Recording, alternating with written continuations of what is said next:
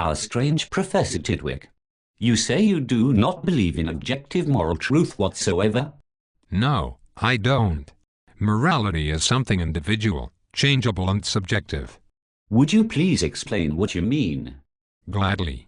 First, morality is something imposed on people by others. It causes guilt and shame, and is therefore wrong. Second, different cultures have different ideas of morality and no one is more valid than another. And thirdly, without moral subjectivism, there can be no real personal freedom. Well, firstly, would you please help me simply understand your meaning a bit more? By morality I assume you mean what is right and wrong for a person to do.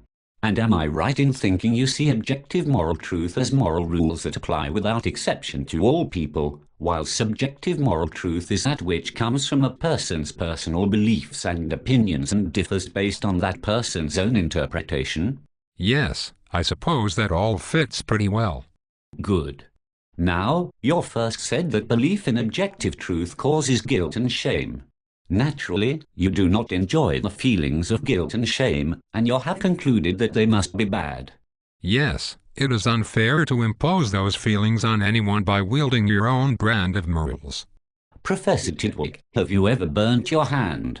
Yes, once or twice on a stove. Why?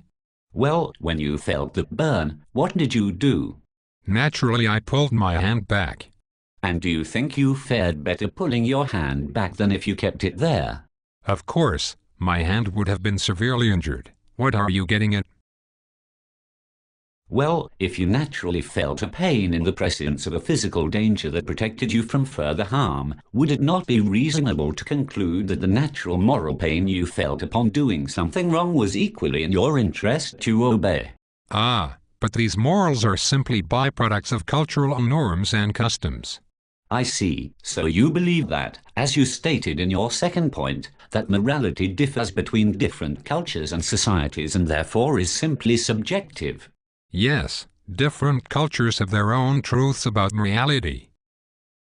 You say they have their own truths about what is right and wrong. What does that mean? If an individual feels something is right or wrong, they should obey that inner voice, their conscience, even if it differs from society.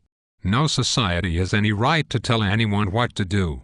So if an individual were allowed to exert his subjective moral independence, he would be able to break away and disagree with his own society if it were corrupt, say if it were guilty of persecuting a minority. Precisely. I'm glad we agree. I did not say I agreed with that premise that the moral truths have societal origins and that one society's voices cannot be said to be superior to another's, as you previously claimed. Let us use another example. Let's say that an individual felt that within his country a certain group of people should not be permitted to live, and that individual felt morally obligated to rid them from his country and from the world if he could. Would his morality be as valid as another? Of course not, but that's different. Besides, that is only one person. Well, suppose if the majority of a country was of that viewpoint, would the morality of that country or society really be no better than any other? Well, maybe there are some moralities that are more beneficial than others. Good. And what was the third point you made? Ah, this I know you will agree with. There can be no freedom unless people are free to choose for themselves what is right and wrong. Without that freedom, how could people be happy? People need to be able to make up their own minds about what is right and wrong. How do you define freedom, sir? Freedom is not being restrained or held back against your will. I see, and you feel that you lose freedom when an objective moral truth is presented. Professor, would you say that freedom is something important and necessary? Of course. For yourself or everyone? Everyone. And so everyone had an objective moral right to this freedom? Yes. I think you see the difficulty here. If freedom is a moral value that all people have a right to, then that right to freedom must be universal and objective. If it is true that everyone has a right to freedom, then that creates at least one universal right. And keeping freedom from someone would therefore be wrong.